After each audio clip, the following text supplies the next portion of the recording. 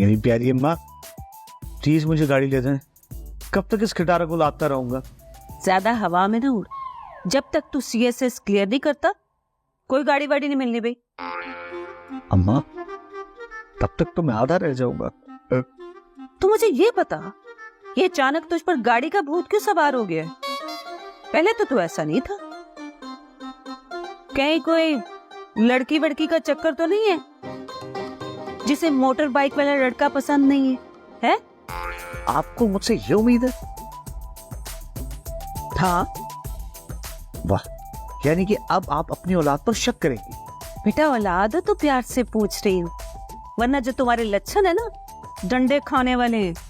मेरी तौबा है भाई, ना लेके दे गाड़ी, कोई बात नहीं, अब भुगत लूंगा इस खटारा के साथ ही। तेरा तो बाप भी भुगतेगा, तू तो कोई चीज ही नहीं है।